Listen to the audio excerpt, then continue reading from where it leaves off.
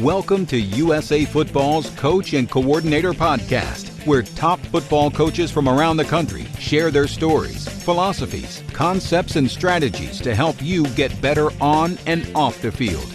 Now, here's your host, Keith Grabowski. On today's Coach and Coordinator Podcast, we're going to talk about being an offensive line coach as well as being the coordinator. And to give us insight on that is the offensive coordinator, offensive line coach at University of Findlay, Kory Allen. Kory, it's great to be talking to you here. Keith, I appreciate the opportunity to be on.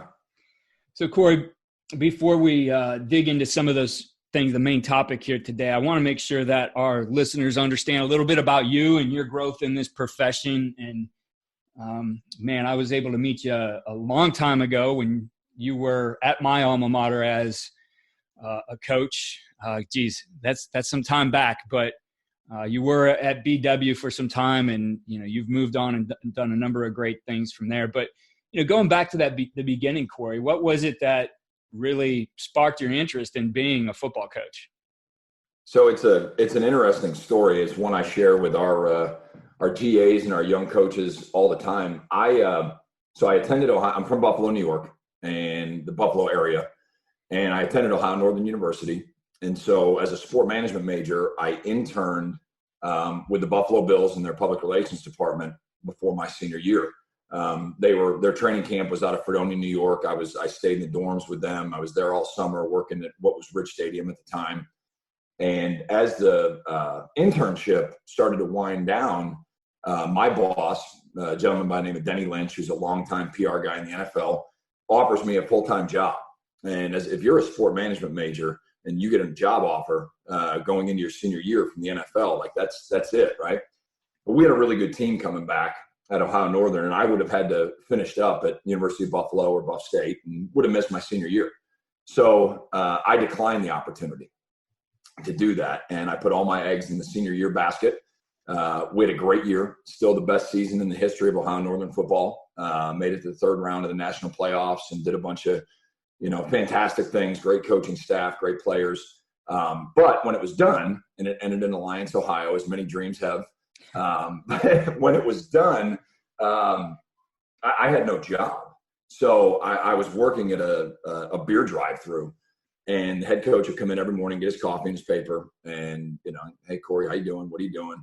Not much, coach, not much. And then finally one day he came in and he said, hey, he goes, we have a GA job open. You're not exactly doing much right now. What do you think about coaching football? I'm like, it seems like a decent idea, coach.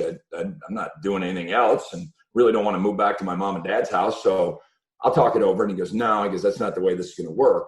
When I drive out of the back end of this drive-through, the job offer's not there. I'm like, oh, okay, coach, that seems like you're putting a little pressure on me, but I'm ready. I'm in. He's like, okay, well, go in and quit right now. And the funny thing about it is he knew the owners and he had already told them, hey, I'm coming in to get him. And they were great people. And so basically he drove into the front end of the drive-through without me, drove out the back end with me, brought me into the office, threw down the old Forbes report.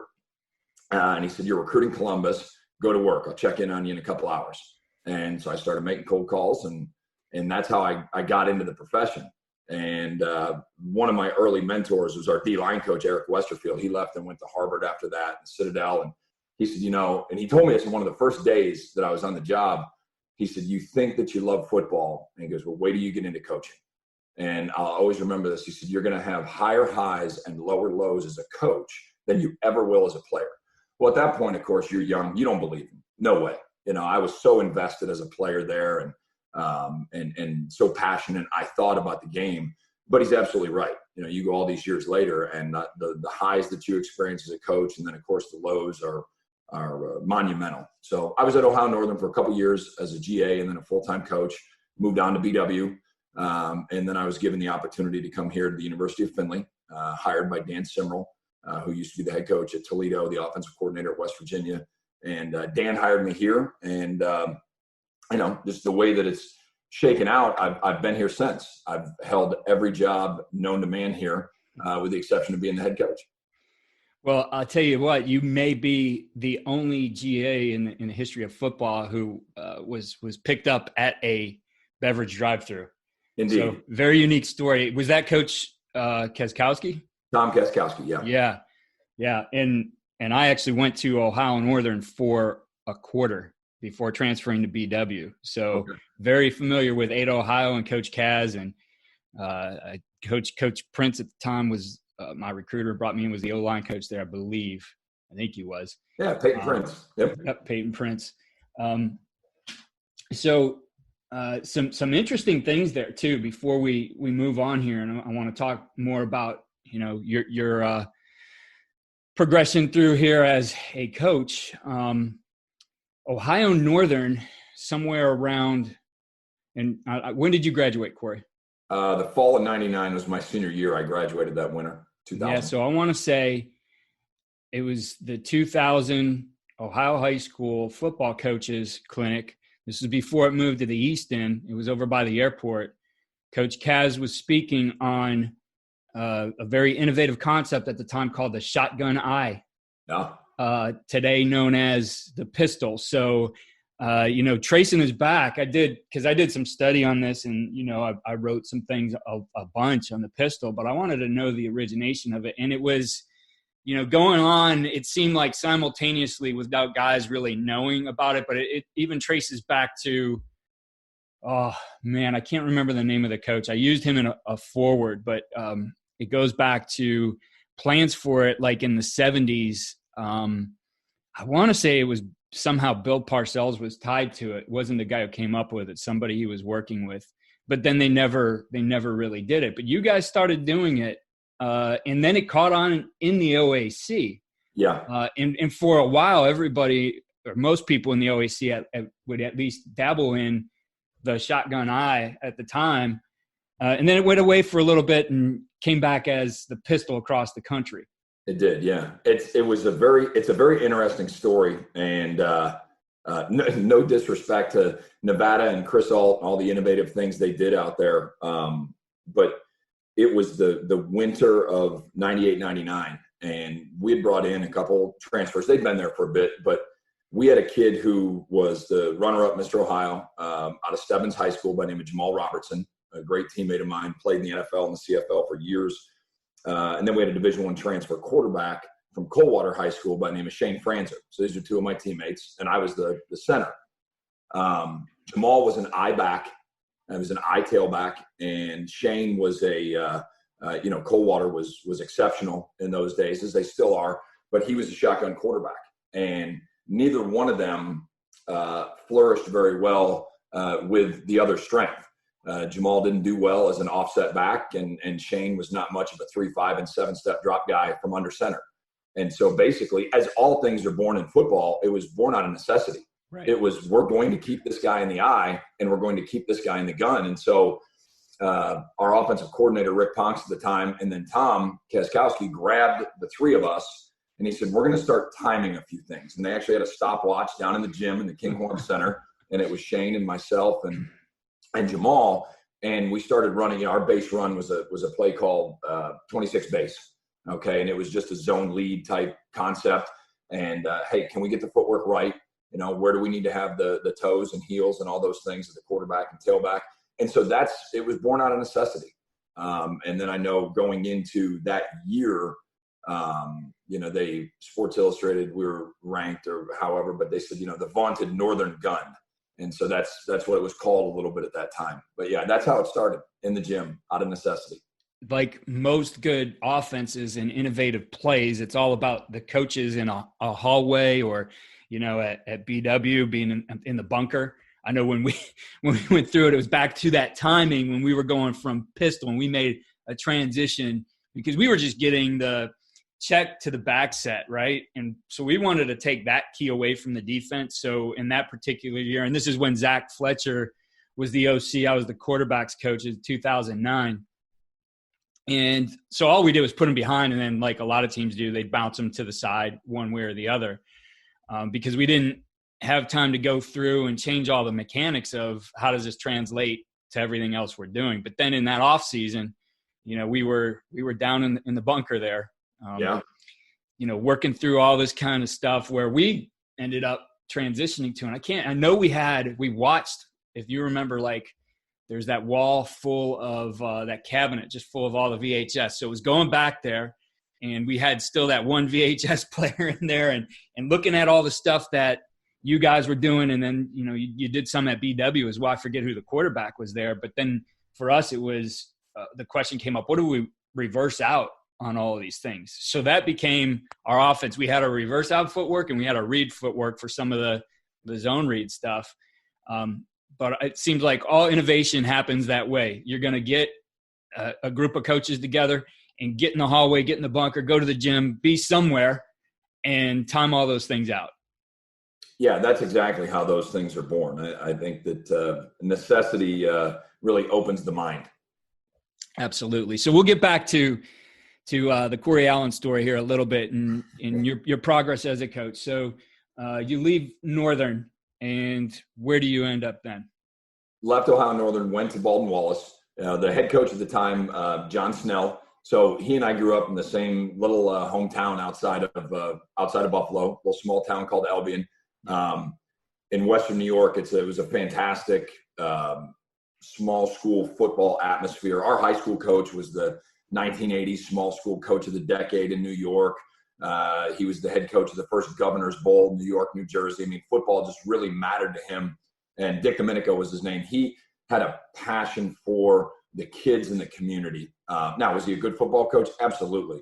But he really started at a young age, and you don't even realize it because I didn't know I was going to get into coaching, but he formulated a lot of my mindset in, having that care and that passion for the players and really, I guess what they term a player's coach, but at the same time, he drew a hard line of discipline. So that's how John and I knew each other. Now, John's much, much older and shorter than me. But John's parents and my grandparents actually shared a duplex at one point in the greater Albion area. So when the offensive line job opened up at BW, he gave me the opportunity to move up there to Berea and coach there. And then I left him after a year, which he still busts my chops about.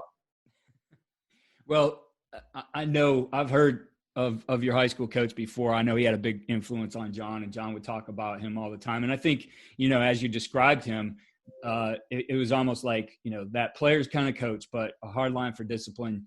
Like, well, that's John. Coach Snell was that kind of guy. And so you do get influenced by, some of those coaches. So as you're going through the profession, I know you leave BW there, but, who were those guys who really influenced you, especially as you're becoming a college coach? Well, as I said, Coach Domenico was a major influence. Rick Ponks was my offensive line coach at Ohio Northern. He was there for about 15 years, was really one of my first mentors. He went on and worked at North Central, and he was the head coach at Aurora out in the Chicago area the past couple years. But he was great. Kaz is still a lifelong friend and somebody that I really lean on in that regard. But I mean, those are the guys I think that you would put as mentors that really shaped who I was becoming as a coach and really gave me the love and passion for the game. So you leave the Jackets. Where do you go from there? Head down to Findlay, Ohio, where I still am today. So went down to the University of Findlay. Dan Simro gave me the opportunity to come on here as the offensive line coach. Dale Williams had just left. Dale's now the offensive line coach at Purdue, but he had just left to take a job at Florida Atlantic and for Howard Schnellenberger. And so the job was open here. I didn't know anybody. I did not have an in, as most times it takes to, to get a job in this profession. I called Dan Simrell several times without knowing a soul here on the staff and got no response. And I kind of gave him the generic, hey coach, I'd be really interested in the job. If there's an opportunity there. And finally, the last time I called him, I didn't expect to hear back. I said, listen, coach, I'm the best offensive line coach in Ohio, and you're making a mistake if you don't call me back. And I hung the phone up, and then he called back. So I don't know. Things had a funny way of working out. So came down here and worked for Dan for 2 years, and then he moved on, and then worked for John Wofford for several years, and then Rob Keys came in as the head coach in 2011. And so Rob and I have worked from 2011 until we're sitting here this morning. That kind of leads us to where we are and one of the topics we want to focus on today. You then had the opportunity to grow from the offensive line coach into being a coordinator, and certainly some challenges with that along the way, from how do you handle game day and being able to make adjustments on the field, to having somebody else maybe to even be your eyes in practice for certain segments where you're tied up with the O-line, maybe working protection during a skelly or something like that. So that transition, let's talk about that transition first, from just being O-line coach to being the offensive coordinator. Yeah, I think I would give a word of warning to any offensive line coaches out there that want to advance in the profession into the coordinator role. Pay attention when the 7-on-7 is on the film. When you get back into the office and you're watching that thing, grab as much knowledge as you can. But I worked for from 2011 to 2017 with just a fantastic offensive coordinator in Troy Rothenbuehler. And Troy's at Youngstown State now as the offensive coordinator. He's going to do a phenomenal job there. And he really kind of kicked me out of, I guess, what you would call neutral coaching wise. I mean, I knew what I was doing up front and everything, but he challenged me as a coach, and we had a great working relationship. I was the yin to his yang here for a number of years, and we had a really, really good thing going. And then all of a sudden, we were in the national playoffs in 2017, and when that season was over, he got the opportunity to join the Arizona Cardinals organization, and he was gone. And at that point, Rob came in and he said, "Hey, I'm moving you to the offensive coordinator role. Are you ready for that?" And I said, "Yeah, let's go." And so we had to make a hire and hire the quarterbacks coach, which we did. And we hired Kyle Orzansky, who's an Ohio guy, BW graduate. Yep. One of my quarterbacks. Yeah, that's exactly right. So, and Kyle he's not just a great young coach. He's a great coach. He's someone who's, I think, is going to really be a star in this profession. And we work, really, really well together. But I think that from my perspective, what I tried to do that first spring as the coordinator was be everything that I thought a coordinator was supposed to be. And that is to be everywhere all at once. I tried to do way too much micromanaging, and I tried to run the entire offense and be everywhere at once. And it's just not possible, And so I think that I stepped back and redefined to me, what an offensive coordinator is. And that is to coordinate, and that's to coordinate your coaches and then be a play caller on Saturday. And to understand that all the pieces offensively are all so important. And with as much time as I was trying to invest in being the mayor of offense, I was shortchanging the offensive line. And so I needed to get back to those roots and worry about making sure our coaches were doing the right things and handle those things in meetings and trust and believe in our staff, which we have a very good staff. So that really changed my perspective. And again, through trial and error. So It got me to the point of if you're an offensive line coach and you are going to be the offensive coordinator, you have to have a skill guy that you have complete and total trust in when it comes to, potentially being your eyes, if you're going to call it from down in the field, being your eyes and being that voice of reason for you as a play caller on Saturday, and really have a great line of communication with that person. Yeah. I've had the opportunity to coordinate really in coaching two different positions. At BW, I was quarterback coach. At Oberlin, I was the offensive line coach, and distinctly different approaches to how I handle those things. So I agree with you 100%. It really was, it shook out exactly that way, that when I moved from being the quarterback's coach to the O-line coach, it was now making sure that I was taking care of those guys. So my eyes in practice didn't go to what happened on all these routes, what were the coverages. I was still focused on what are my guys doing inside on this protection, or what are my guys doing inside on the run, and relying on my other coaches to do that. Now, the other thing I did, which was a great tool, is I had some software given to me at the time. It was Coach's Eye, instant replay, not around anymore or got bought up by Huddle. I'm not sure, but they got the product out to me, and I recorded and had an iPad underneath my script and my schedule, and I could see everything then 3 seconds after. So as the play's coming in, I'm reviewing the play, and that gave me the ability to see both. So I love that part. I know everybody doesn't have that luxury,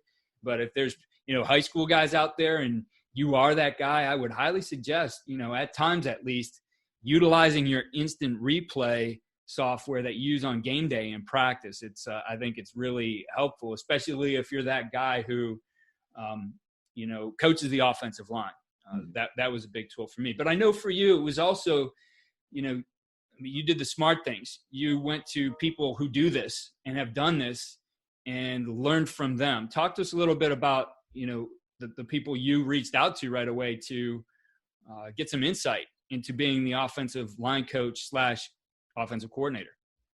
Yeah. So one of my first 2 calls, I called Tom Manning, who was the offensive coordinator out at Iowa State, and he was at Toledo. And I said, Tom, tell me about, who you are as the offensive coordinator. What challenges am I going to run into as the O-line coach, OC?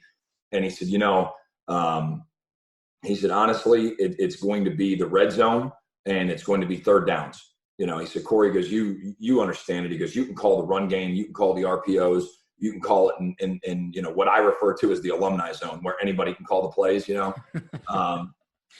can do all that. And he said, but you're going to have faith in a guy and have a great set of eyes and a great kind of wingman there to help you out in those situations. And then I called Herb Hand, who's been a longtime friend of mine, and asked him the very same question. Because he called it when he was at Tulsa for a little while. And Herb said almost the exact same thing. Now, what was interesting about it is both of those guys called it from upstairs. And they were up in the booth. And, they're at the Division I level, so they have larger staffs, than we have here. So they had the luxury of having a guy down on the field that they had, complete and utter trust in. They knew that the offensive line was being taken care of. And so, again, kind of goes back to that point I made about I was trying to do everything that an offensive coordinator should do. So, man, we go into that first game and we're down in Kentucky, in Owensboro, Kentucky, at Kentucky Wesleyan. And I didn't mind it because it was 95 degrees out and there's air conditioning up in the booth, right? So I go upstairs and we're calling the game. And we win the game. But something just didn't feel right. The communication was tough. The headset was getting put on the center. Coming off on the sideline, and I'm trying to communicate with him, but I can't look in the eyes of the offensive line and talk about how the front's stemming and linebackers are unwrapping and, the things that us line guys do. So then we go to the next game and we play Ferris State. Now, in that season, we wouldn't have beaten Ferris State in that game, I think, if I was on the field or if I was up in the box. I don't think where I was had a difference there. They had an outstanding team that went all the way to the national title game. But after that game, I sat down with our head coach and Rob Keys, and I said, Coach, and he met me in the hallway. And we were up in Big Rapids, Michigan at the time. He met me in the hallway, and I said, Coach, and he looked at me, he goes, you got to come back down on the field. And it's funny because coaching is this crazy event. His dad is a longtime high school coach in Western Pennsylvania. Okay, his dad is awesome. Coached at Monongahela, where Joe Montana's from. And so his dad was there on the sideline for the game. And his dad had been there at games from 2011, 12, 13, all these games. And his dad was just like, he told Rob, he goes, there's a presence issue down on your sideline right now. Your offensive line coach isn't there. And so, you're not only is he your father, but he's a 30-year high school football veteran in Western PA, right? And so Rob met me in the hallway, said, you're coming back down. And so and I agreed. It's what needed to happen. What's interesting about it, though, is you have to look at the process. You mentioned, Keith, that you were the quarterback's coach at one point. Well, you have direct control of the quarterback at that point, who that guy runs, he steers your ship inside the lines. I mean, he's your leader offensively. Okay. And if the offensive coordinator is the quarterback coach, all right, and now he's the play caller, what your guy is capable of, what he can do, what he can't do, throws he can make, how he feels about the game plan, how comfortable he is with certain pocket movements and all those things. I have to go through another channel as the offensive line coach. I have to go through the quarterback coach, and he has to. So you have to be a great communicator as an offensive line coach and a coordinator. You have to be a phenomenal communicator with your quarterbacks coach, and that quarterbacks coach has got to give you a no bull, no BS evaluation of where our guy is at in order to be successful on game day. Does that make sense? Yeah, no, definitely. Definitely. It's like you said before, right? The coordinator, I mean, if you look at just the meaning of the word, it means to bring together, right? It doesn't mean that you are the guru. It doesn't mean that you have to be the most knowledgeable in every single part. Hopefully you have guys who, I mean, I hear coaches all the time. I want to be the dumbest guy in the room, right? I want people who are really good. You know, that's not undervaluing that, you know, the offense. I mean, if you are going to be the coordinator and you are an O-line coach, your aspiration is to be a coordinator. I agree with you. Something you said earlier, like go watch the 7-on-7, right? I can remember, you know, guys I've worked with at times, like, and I'm going to go look at this while you guys are looking at 7-on-7. And, you know, I wanted them to understand what we were doing in the passing game. You know, a number of reasons. I think, you know, as you look at, you know, the pocket and how the quarterback is seeing things, you want the protection to work for him as well. I can remember, you know, one of the years when we had a new O-line coach at BW, and he was having the guard being able to dual read on, you know, against a certain front. And, you know, that guy would molly back across the quarterback's face, and the quarterback's moving in the pocket because he sees right in front of his face. What was that? Right. And we got it, you know, caught it in camp real quick, you know, talked about what we were trying to do. And especially on that particular concept where we were trying to go and attack the middle of the field. And, you know, you have to be on the same page. You can't separate those things. I mean, the game's always played in context. So your protection in some way still marries to the timing and the windows that I want to throw in. I mean, you know, we would always pull pictures out. You know, what we were trying to do with our protection was turn it into a 7-on-7. Slide these guys this way, move this guy out that way, open up the middle of the field. This guy can see it like 7-on-7 rather than throwing through small windows, if at all possible. I mean, other times, you know, whatever's thrown at you, you might not get that.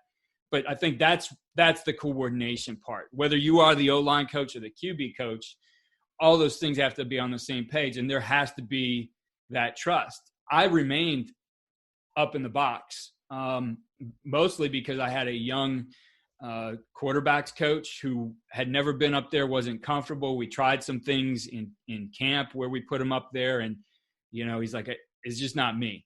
I can't get the feel for it. So that's fine. But he would then come into all of our protection meetings. He'd come into all our run game meetings with the offensive line and also be that voice. Because on game day, I was gone, right? And I couldn't put the headset on the center and get the effectiveness of what I really need from a coach and trying to communicate it from him. So I like your way better. I think the O-line coach, if at all possible, needs to be on the field. But, you know, there's different ways to handle it. And it also goes back to bringing those people together, which is your job as a coordinator. Absolutely. So, Coach, looking at, I guess, some of the other suggestions you have for guys who make this transition or guys who become the OC, any other things you'd offer in terms of skill sets to develop, mindset, all those kinds of things? You know, from an offensive line coach perspective, I think just, you know, broadening your horizon and seeing the whole picture. You know, the wide copy is such a valuable thing. And I think right now things change. And I know if you're not willing to learn and adapt over time, you are going to fall behind, and your players are going to suffer because of it, you know? And honestly, I don't know if this fits right here, Keith, but man, it's, if you look at a game, how many times can you be honest and say, you know what, I got out-coached in that game? Or how many times as coaches do we say, well, you know what, so-and-so didn't make that catch or he didn't make that play? Well, look, we need to put our guys in a position to be successful. And if we recruited right and we don't put them in a position to be successful, that's on us. And when you start looking at the way defenses are playing now, with their ability to consistently manipulate support, with a lot of people going to the 4-2-5, and so they can gain support from multiple different spots right now. You need to understand, as an offensive line coach, the whole. Because if you don't understand the whole and you say, hey, we're going to run it, we're going to pound it in there. Well, that's going to work if you have superior players against an inferior opponent. It's not going to work when you are equal or you are outmatched, because they're going to have the number advantage on you. And if they have the number advantage, it doesn't matter how good you are. It's going to be hard to move the ball. So understanding defensively the context and sitting in, I think that we have such a great relationship here with our defensive coaches. Mike Kolakowski coaches our linebackers. He was the DC at Mercer the last 6 years. He's been the head coach at Cal U. Before that, Tom Rebels, who's down at Fairmont State as the D coordinator now, I think is just a phenomenal football coach. And then Jason Macrinos, our DC. We go back and forth in our meeting spaces, which there's just two glass doors that separate the offense and defensive meeting rooms. And we go down there and it's, hey, if we do this, what problems are going to give you? What? And so I think that back and forth, I think sometimes, we listen to all these amazing podcasts that are out there and we clinic with all these other coaches. And sometimes we fall short on using and finding the value that's right in our own building. And just to clinic each other. And Jason comes down all the time and he's like, hey, what does this bother you? If I do this defensively, is it going to bother you? And then we give him the answer that we feel is we try to make each other better. Yep. So that's what I would say is just, you need to have that 10,000 foot view if you're an offensive line coach and stop skipping over the wide copy. Yeah, no, 100%. And you want your eyes to work as a wide copy at times on game day too. And first of all, I'll step back. That exact process, I think, was one of my favorite things in going down the hall and, finding Jim Meyer and his guys and, Mark Jocham and I or Tony Niemeyer and I going down there and talking to him about here's what we're thinking, some things we've seen. What do you feel maybe the adjustments are going to be? How do you feel we could attack these certain things? Bouncing it off them. And then also, I think you get that understanding of how do they feel in a particular game about the matchups they have? Because, some of that goes into how you manage the game as well, right? You have to think about those kinds of things. One of the best things for me being up in the box next to Jim was being able to say, what do you need right now, right? You're all, and he'd say, hey, we've been on the field a lot. Can you slow it down? Can you chew up some time on this drive, right? So those kinds of things are important, and that being able to work together with those guys is not as the OC. I think too many guys wanting to climb the ladder make the mistake of, I got to go throw up all these ridiculous stats where at the end of the day, I used to tell our guys, like, we're going to have all these maybe things we look at to evaluate some factors of the effectiveness of our offense, but there's one key analytic that matters. Did we score one more point than them? One or more points than them? And that really, we said that's our job. We're not going to argue about, well, they didn't do this, they didn't do that. Our only job is to score at least one more point than the other team. So I think it helps to get you on the same page.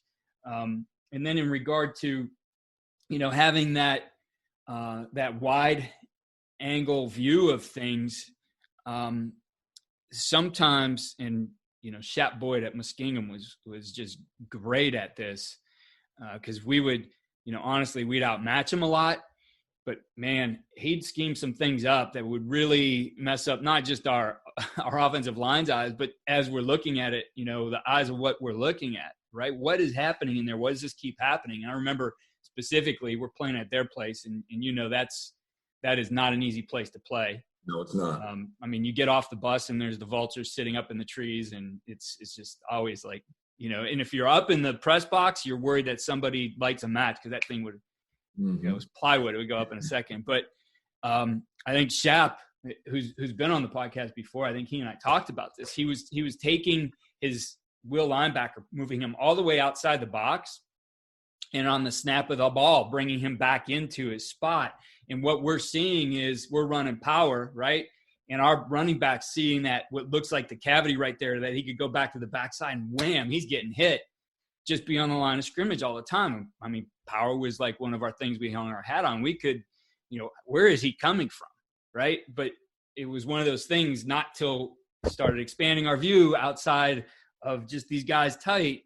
Oh, he's all the way out there. He's bringing them in. He's scheming us up. So it took us a quarter and a half, I think, to iron that out. But it's one of those things. Number one, you have somebody else with those eyes. I know you talk about Kyle in that role all the time.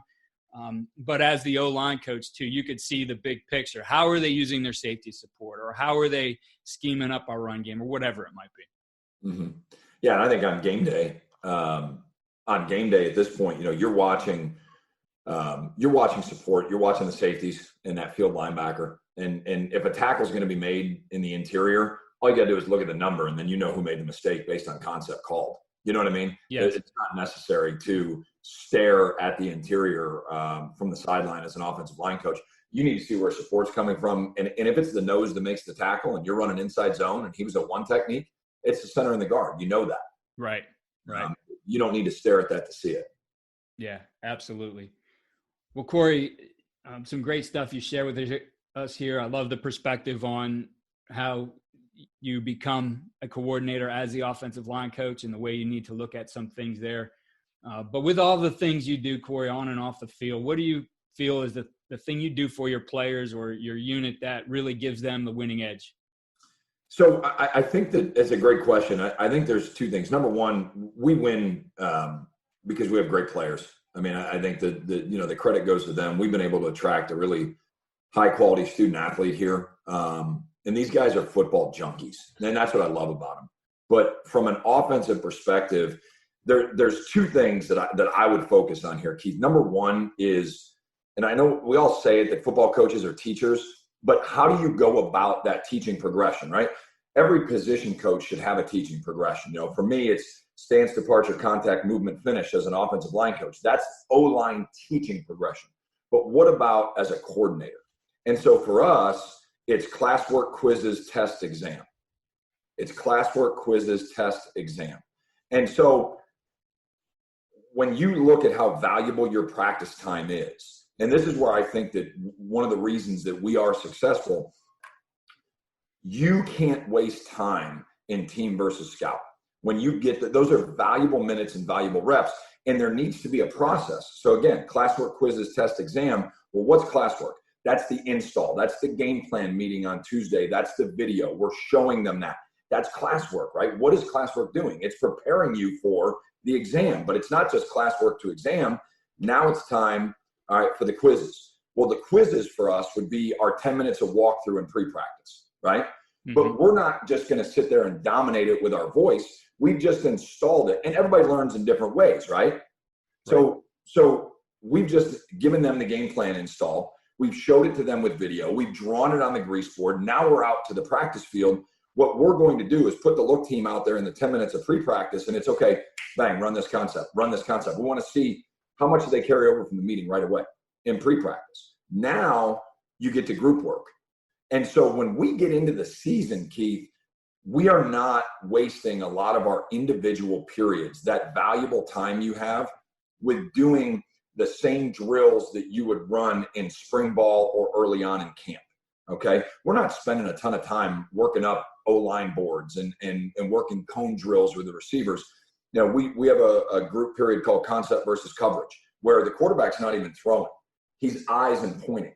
Okay. Yep. But it's a great opportunity for our skill coaches to put the shell out there. These are our concepts versus their coverage in the very coverages we're going to see. And okay, then there's this route adjustment. This is where the ball goes. And so that period is very valuable to us. And then O-line, tight ends, and fullback wise, we're going to do a bunch of pod work at that point, where we're going to break it down into the front side and the back side of these concepts. And here's the front that we're going to see. Here are their main blitzes. And then we'll do inside run versus scout. Those are all the quizzes, right? To get us ready for the test, which is team versus scout. And that's what's important. I think too many times we don't accurately prep our guys, or in the past, I think we do a good job of it. We don't prep our guys for what's coming in scout team because we spend too much time doing individual drills. And then you get there, you don't like it because it doesn't look good because you have not shown them the front, the coverage, the fit that they need, and then they don't run it well. Well, here's what's going to happen if they don't run it well. A, they don't believe in it. B, you don't believe in it. There's a chance that you could take a phenomenal concept and throw it out because you're like, our guys can't do it. Well, okay, you say they can't do it. What is it that you've done to get them ready for Tuesday afternoon's scout team? Yep. So then we're going to come back in after that practice and we're going to say, okay, what did they get? What didn't they get? What are we going to give another day to? What's too much? Okay, and then we'll go back on Wednesday and repeat the same thing. And of course, then the final exam is Saturday. But that's a process for us that it's very, very methodical in we need to prep them for success on the test, which is the team versus scout. Does that make sense? Absolutely. I love it. It's a great explanation there of how that all fits together. So Kory, before we go, I want to make sure you have the opportunity to share your recruiting area with our listeners out there. What areas do you recruit? So I'm blessed to recruit Northeast Ohio. I have all of Cleveland, Akron, and Canton, and then I also go up to my old stomping grounds of Western New York and recruit there as well. So that is my base area. And best ways for our coaches to connect with you?